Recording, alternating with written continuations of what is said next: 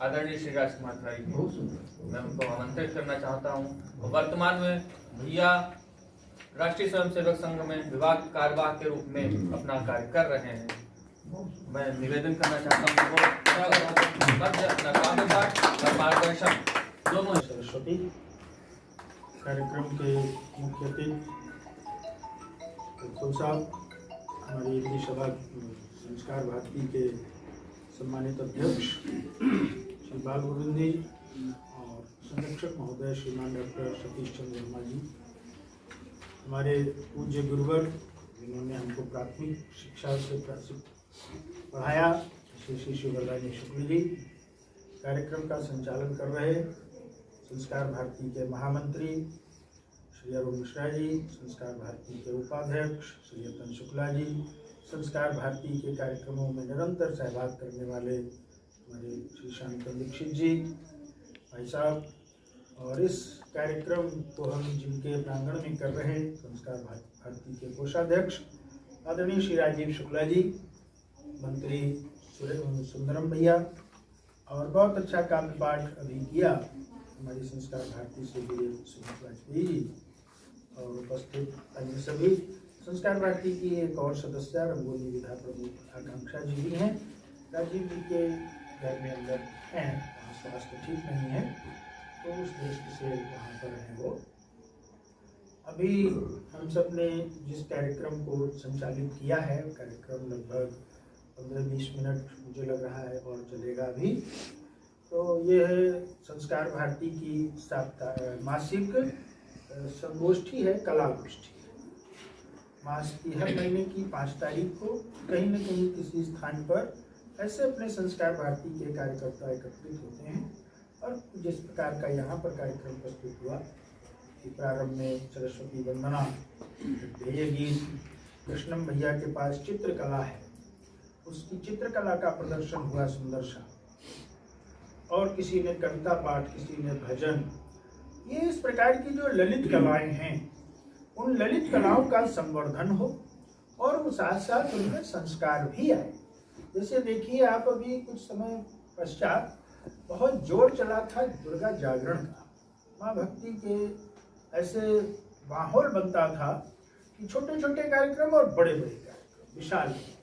लेकिन वहाँ पर क्या हुआ, धीरे धीरे जो उसमें जब कला का प्रवेश हुआ, जिसको कहते हैं कि कला तो बहुत स्वच्छ पवित्र पावन शब्द है, लेकिन वो कलाकार के नाम पर दुर्दर्शनों का भी सेवन करके और मंच पर कुछ प्रकार की प्रस्तुतियां और ऐसा। तो जहाँ संस्कार की बात आती है, जब संस्कार यानी सुधार, तो जो हमारी प्राचीन संस्कृति है उसके जो वाद्य यंत्र हैं, उसकी जो लोक कलाएं हैं, उनका संवर्धन करना संस्कार भारती का काम है। ललित कलाओं के लिए विभिन्न, ये जो अपना काव्य कला है, चाहे चित्र कला है, इनके लिए मंच उपलब्ध कराना, ऐसी अपनी माहौली इकाई का भी इसमें प्रयास रहता है। और अभी वाल्मीकि जयंती पर एक बड़ा कार्यक्रम डॉक्टर राजीव गुप्ता जी के सौजन्य से हुआ, उसी की प्रशंसा आपने भी श्रीमान शिवरानी लाल शुक्ला जी।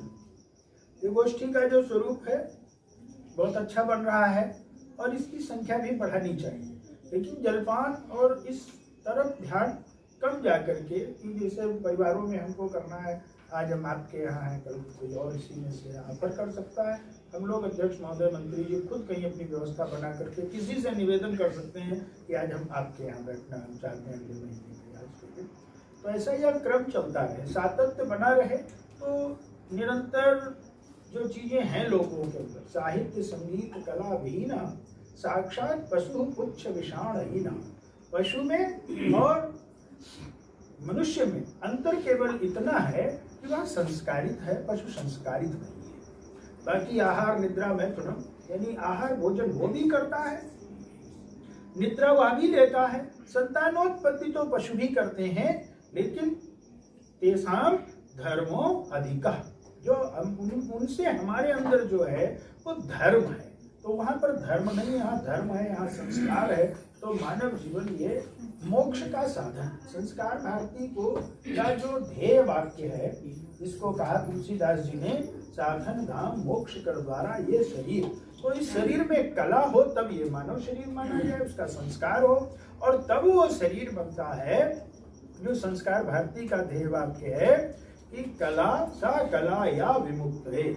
कला वह है जो मोक्ष की ओर ले जाए। वो कोई भी कला हो सकती है, चित्रकला हो सकती है, काव्य कला हो सकती है, अन्य कोई भी हो सकती है। आजकल एक बाबा सत्यनारायण मौर्य जी को शायद आप लोगों ने देखा सुना हो।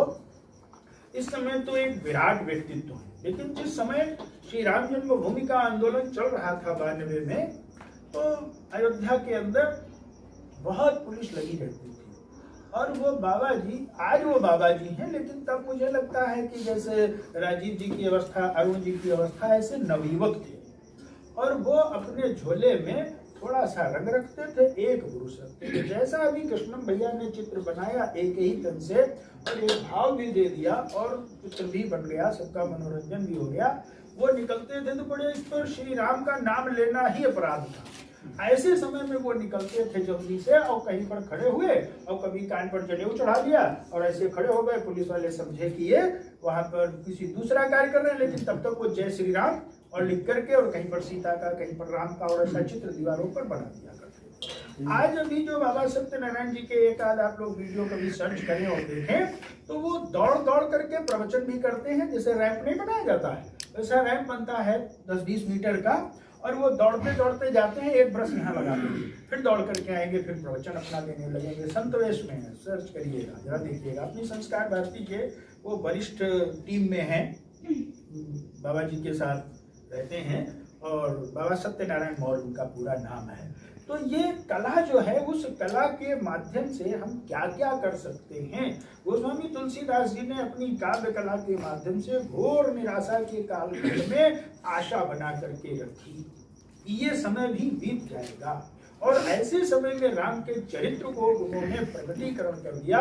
जब मंदिर को ढाया गया था, जब सब कुछ था, लेकिन उस भक्ति भाव को लोगों के बनाए रखा, आशा को केंद्रित रखा। तो काव्य कला भी कहते हैं कि कविता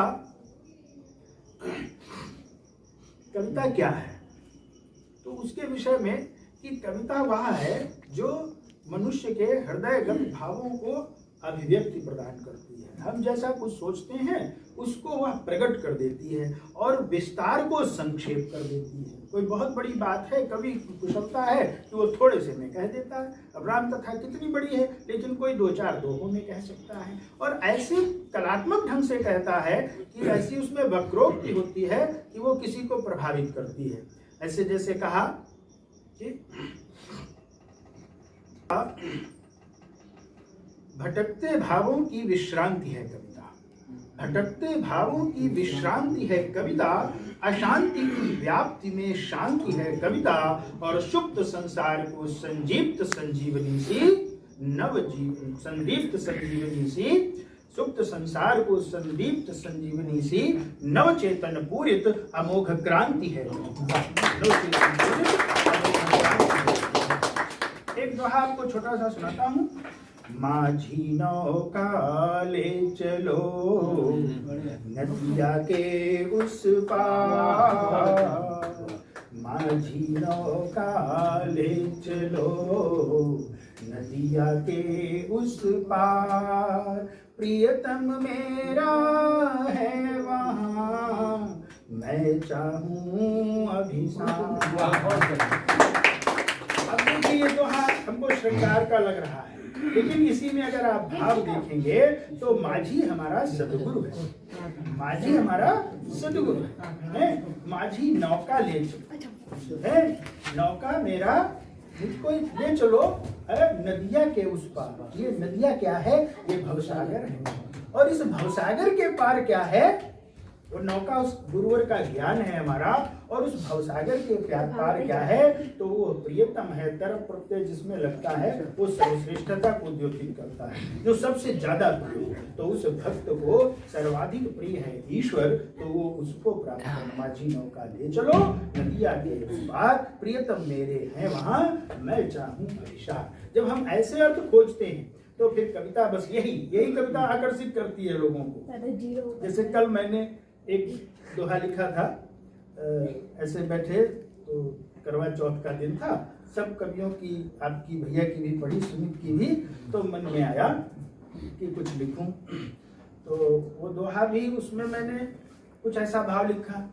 और इतना विस्तार अगर हम किसी विषय को नहीं कहना चाहते हैं तो कविता बहुत आसानी से हमको अवसर देती है कि संक्षेप में उसको कह सकते हैं। तो बहुत अधिक आप सबका समय न लेते हुए कुछ एक गीत पढ़ूंगा जी। और एक दो मुक्तक आप सबके समक्ष रखूंगा।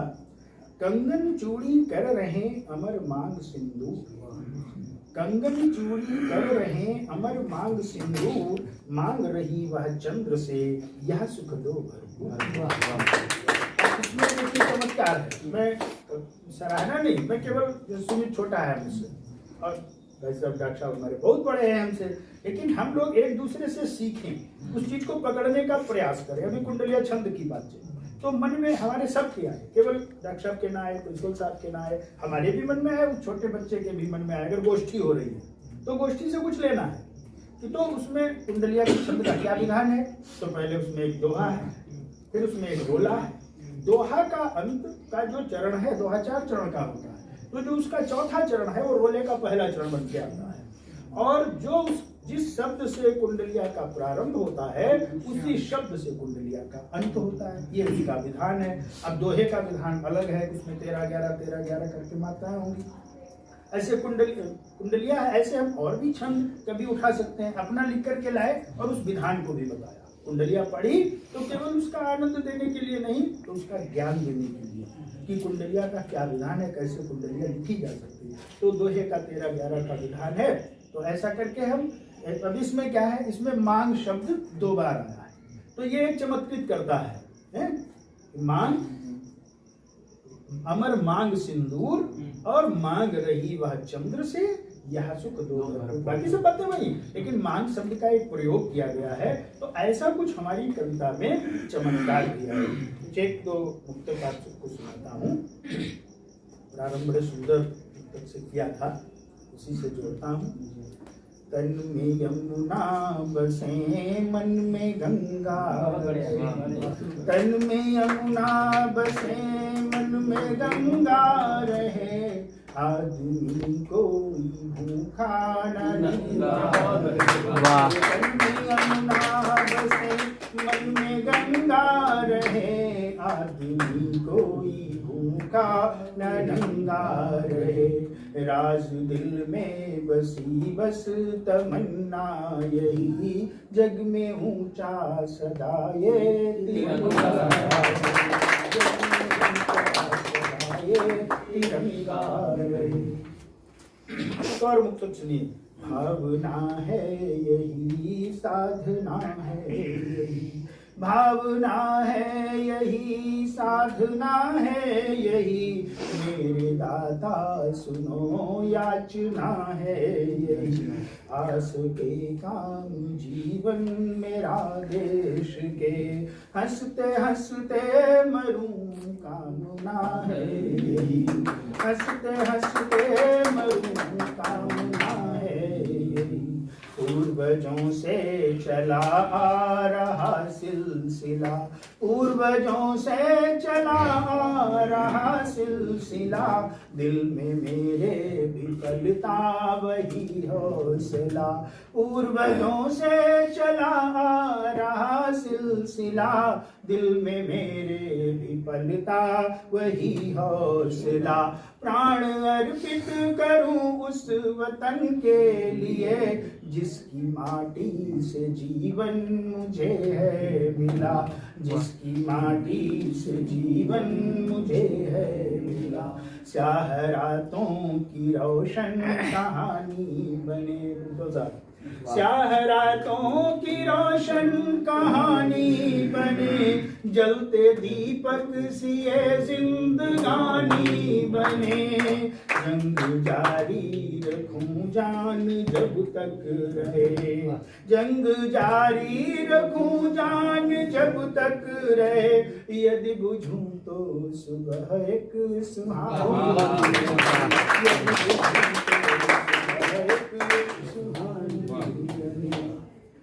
गीत एक सुनाता हूँ छोटा सा आपको। हमारी भारत माता है, हमारे स्वामी रामकृष्ण परमहंस, स्वामी रामदेव, स्वामी विवेकानंद, ये ऐसे महापुरुष हुए जिन्होंने उस भक्ति मार्ग को इस राष्ट्रवाद की ओर मोड़ा। तो उन्होंने इस बंकिम चंद्र चटर्जी ने इसमें दुर्गा, इसमें लक्ष्मी, इसमें सबको इसी में देखा, इसी भारत माता। ये भारत माता जो है ये वर्षों बरस ऐसे अत्याचार सहती रही है कि एक ऐसा लगने लगा कि निराशा का वातावरण, लेकिन इधर जो वातावरण बदला है उसमें आप देखिएगा कि कल एक पत्रकार के साथ अन्याय हुआ है, तो आपसी जो फूट राजनीति के कारण से है, उसके कारण से भले दूसरे प्रकार के चैनल वैसा समाचार नहीं दे रहे, लेकिन एक पूरा करंट कश्मीर से कन्याकुमारी तक एक व्यक्ति के लिए लगता है अर्णव ही भारत। तो मैं कुछ मुक्त कभी उस अर्णव को केंद्रित करके कल आ गया था ध्यान में, वो भी स्वागत है। और नई रचनाएं ही अगर सुनाई हैं तो फिर ज्यादा वो रहता है। कोई तुलना नहीं, कोई तुलना नहीं मिलेगी, ऐसी हुई शरारत है। कोई तुलना नहीं मिलेगी, ऐसी हुई शरारत है। अधिकारों का हरण हुआ है, जन जन का मन आहत है। कुकर कायर चाल घिनौनी, कुकर कायर घात घिनौनी, राजनीति की बंद करो। अर्णव को तुम कण मत समझो, वह तो पूरा भारत है। तो पूरा भारत है। भारत माँ को गाली देकर कहते हो आजादी है। भारत माँ को गाली देकर कहते हो आजादी है। हाय कलंकित कर दी तुमने, देखो कितनी खादी है। धराधर हित कोई बोला, मुजरिम उसे बना डाला। और लोकतंत्र की जो बाकी थी धज्जी आज उड़ा दी। लोकतंत्र की जो बाकी थी धज्जी आज उड़ा दी है। ये स्वर दबना नहीं है भारत माता की जय का। और जब जग चुकाए हैं भारत माँ के सपूत, तो उस समय की जो कुछ स्थितियां हैं उनको एक गीत के माध्यम से आपके समक्ष रखते हुए और समाप्त करूंगा। और मैं अपने बाद निवेदन करूंगा कि अरुण भैया काव्य पाठ करेंगे, फिर मुख्य अतिथि महोदय अपना उद्बोधन देंगे, फिर अध्यक्ष जी अपना काव्य पाठ और समापन करेंगे, और राजीव जी के द्वारा 2 शब्द कहे जाएंगे आभार के। इतना कार्यक्रम ये हम जो जागे, हम जागे तो देश जगा है, देख रहा जग सारा। हम जागे तो देश जगा है, देख रहा जग सारा। विश्व विजय के पथ पर बढ़ता भारत राष्ट्र हमारा। विश्व विजय के पथ पर बढ़ता भारत आज हमारा। संयम त्याग तपस्या जागी जो अब तक भी कोई। संयम त्याग तपस्या जागी जो अब तक भी सोई। शौर्य तेज के बढ़ते रथ को रोक सका कब कोई। गिरिकानन में पंथ बनाती प्रबल वेग की धारा। विश्व विजय के पथ पर बढ़ता भारत आज हमारा। उन्नत पर्वत पावन नदियां सागर हैं लहराते। उन्नत पर्वत पावन नदियां सागर हैं लहराते। चंदन चर्चित माटी अपनी मस्तक तिलक लगाते। देश सनातन यह जगती का हमको है अति प्यारा। विश्व विजय के पथ पर बढ़ता भारत आज हमारा। संतों की शुभ वाणी गाती तथा वेद पुराण की। गीता रामायण में मिलती गाथा श्री भगवान की। धरा धाम पर सदग्रंथों ने पावन ज्ञान उतारा। विश्व विजय के पथ पर बढ़ता भारत आज हमारा। ऋषि मुनियों की यही धरा है, कण कण दिव्य महान है। यहाँ जन्म हमको मिल जाए देवों का अरमान है। इस धरती पर ही पुरखों ने अपना जीवन वारा। विश्व विजय के पथ पर बढ़ता भारत आज हमारा। धरती त्याग अहिंसा वाली, धरती त्याग अहिंसा वाली, वीरों के बलिदान की। जननी तुलसी सूर कबीरा और रहीम रस खान की। घर घर मंदिर मठ मिलते हैं, पग पग पर गुरुद्वारा। विश्व विजय के पथ पर बढ़ता भारत आज हमारा। विश्व बंधु की परंपरा को आगे आज बढ़ाएं। सर्वश्रेष्ठ संस्कृति है अपनी, सर्व दूर ले जाएं। प्रणवंतो विश्वम आर्यम का सफल करें अब नारा। विश्व विजय के पथ पर बढ़ता भारत आज हमारा। अब चाहे तो देश जगावे देख रहा जग सारा। विश्व विजय के पथ पर बढ़ता भारत आज हमारा।